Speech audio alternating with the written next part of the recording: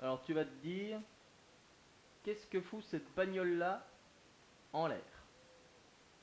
Ben, je vais te répondre. C'est que j'ai fait une sortie circuit dernièrement au circuit de Brest. J'ai changé un paramètre du montage.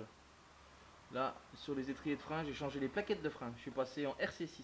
Parce que le montage, c'est des plaquettes des plaquettes de malade. Ça freine, c'est abominable. Bon, par contre, le bruit est abominable aussi.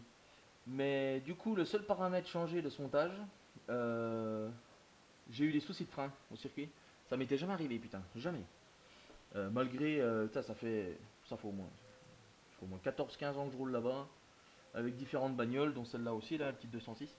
Mais celle-là, juste changer les plaquettes. J'avais avant un montage plaquette Oak HP+, plaquette américaine, ça va super bien. J'ai voulu tester mes Carbon Lorraine parce que je suis fanat de cette marque. Et les Carbon Lorraine m'ont valu de finir deux fois la ligne des stands au frein main. Parce que j'avais plus de frein, pédale au fond, un fading de malade. Pas vraiment, hein, de l'air dans les freins, une catastrophe, une honte. Et du coup, bon, ouvrir la fenêtre. Hein. Et du coup, je suis en train de regarder pour changer du coup les plaquettes. Je vais recommander des Hawk pour tester, voir si c'est pas un autre problème. Comme ça, je monte les hawks, je refais un roulage à peu près dans les mêmes conditions. Et bah, si ça marche, ça vient des plaquettes, ce que je pense, hein, parce que les RC6 ont pour réputation de faire surchauffer tout ce qui existe. Et du coup, donc tester les hawks HP+, si ça résout le problème, bah, c'est bien.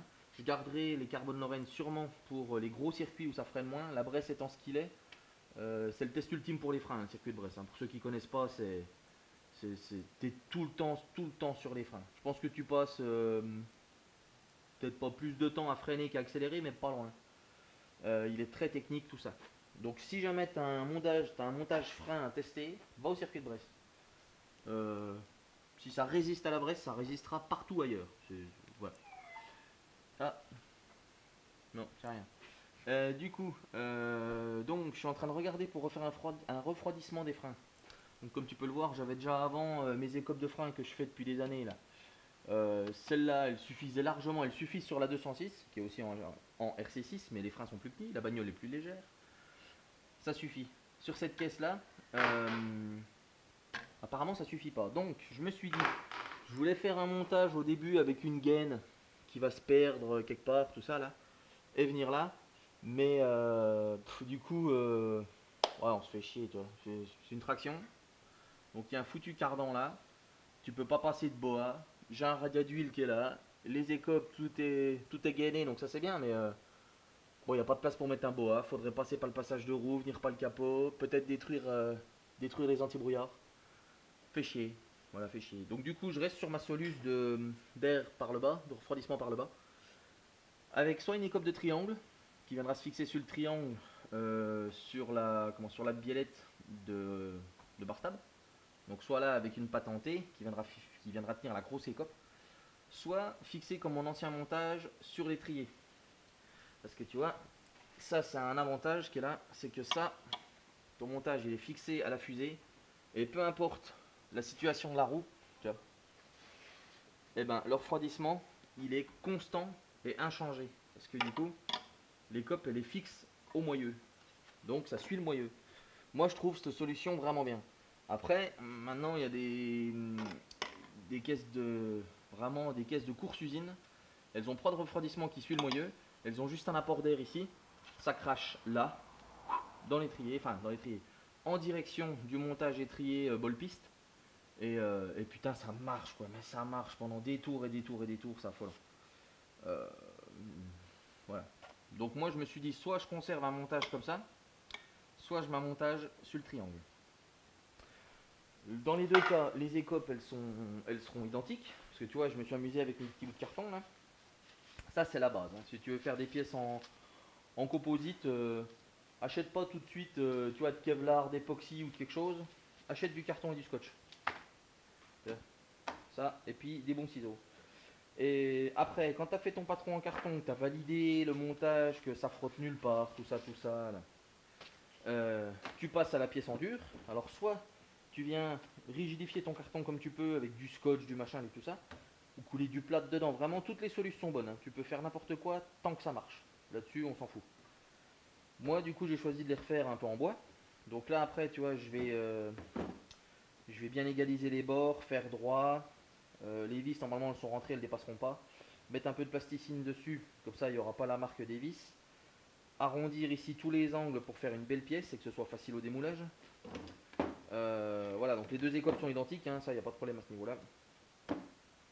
Une droite, une gauche. Et les écopes, celle-là, j'ai fait en sorte que, parce que je suis encore indécis, hein, à mort, hein. Soit je les monte sur le triangle, tu vois, là il y a encore tous mes repères, tout ça. Soit je les monte sur le triangle ici et elles cracheront là. L'avantage de ça, c'est que tu n'as plus de pièces en mouvement avec ta roue. Donc tu n'as rien qui peut te faire chier quand tu viens te foutre sur un vibreur ou que tu roules vraiment bas ou quoi que ce soit, tu vois. Donc le montage est fixe comme ça, là. Donc tu as l'air qui viendra taper là-dedans. Je vais peut-être faire un apport d'air fryer, mais tu as l'air, du coup tu récupères tout l'air du dessous de la bagnole qui tape là-dedans, qui va là. Donc moi ça viendra grosso modo comme ça, t'imagines, pour laisser de la place ici. Et pour laisser le trou entre la piste et le bol viable. Comme ça tout l'air va aller se foutre là-dedans. Donc soit le montage sur le triangle, soit le montage sur le moyeu. Et le montage sur le moyeu, du coup, le maxi, quand tu tournes comme ça, et ben tu viens là et tu viens lécher le triangle et ça c'est ton angle maxi, tu vois.